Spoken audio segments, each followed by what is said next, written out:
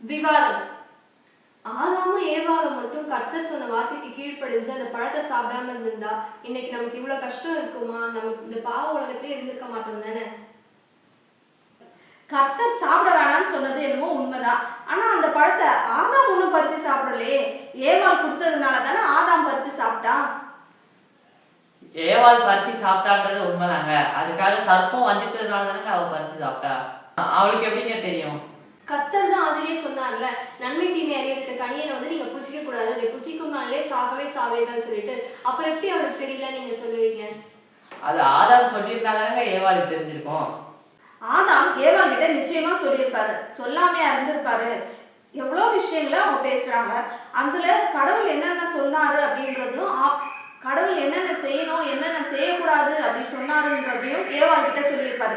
அதனாலதான் ஏவாள் சாத்தான் வந்து கேட்கும் போது என்ன சொல்றான், ஆமா அந்த சாத்தான் வந்து எல்லா மரத்தின் கனியும் சாப்பிடக்கூடாதா அப்படின்னு கேட்கும்போது, இல்ல இல்ல தோட்டத்தின் நடுவில் இருக்கிற நன்மை தீமை அறியத்தக்க கனியை மட்டும் சாப்பிடக்கூடாதுன்னு சொன்னாருன்னு சொல்றால. அப்ப ஆதாம் அவளுக்கு சொல்லியிருக்கிறாருன்னு தானே அர்த்தம்.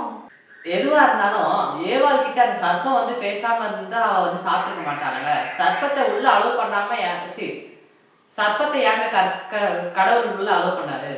கடவுள் எங்க சர்ப்பத்தை உள்ள அலோவ் பண்ணாரு? அந்த ஏதேன் தோட்டத்தை உருவாக்கி ஆதாம் கையில தானே கொடுத்தாரு, இனிமே இதை நீ பண்படுத்தி நீ ஆளணும்னு சொல்லிட்டு. அப்ப அந்த தோட்டத்துக்கு சொந்தக்காரன் ஆதாம் தானே. அப்ப அதுக்குள்ள யார் வரணும் யார் வரக்கூடாதுன்னு அவன் தானே முடிவு பண்ணணும்.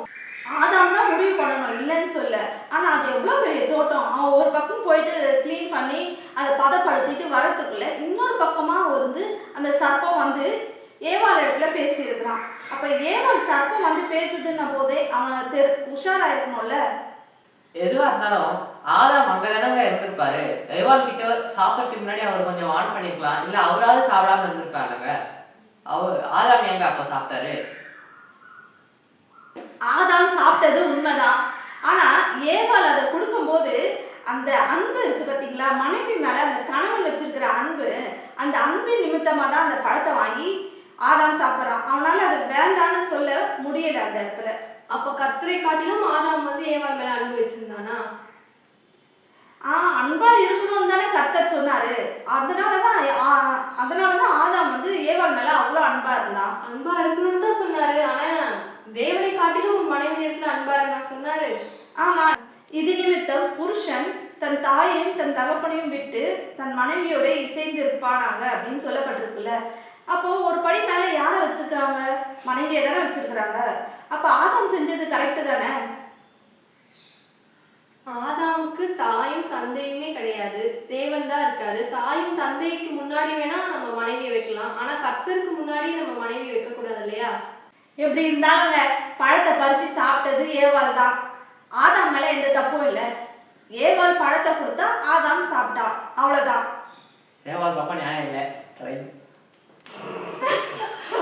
அந்த பழத்தினாலதான் பிரச்சனைனா அப்புறம் ஏங்க அந்த மரத்தை படைக்கணும்? அந்த பழத்தை சாப்பிடக்கூடாதுன்னா அந்த மரமே இல்லைன்னா பழத்தை சாப்பிட மாட்டாங்கல்ல யாரும்.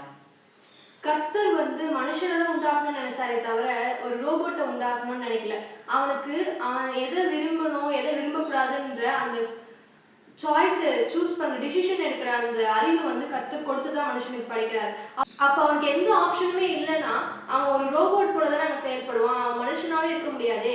இதை எதை நீ பண்ணலாம் இதை நீ பண்ணக்கூடாது அப்படின்னு இருந்தாலும் அவன் எதை சூஸ் பண்றான் அப்படின்ற அவனோட டிசிஷன் மேக்கிங் ஸ்கில் வந்து அங்க இருக்கும். அப்ப கர்த்தர் வந்து ஒரு மனுஷனை தானே கரெக்டா தானே உண்டாக்கி இருக்கிறாரு. அப்ப கர்த்தர் பண்ணது கரெக்ட். கர்த்தர் நல்லவர்.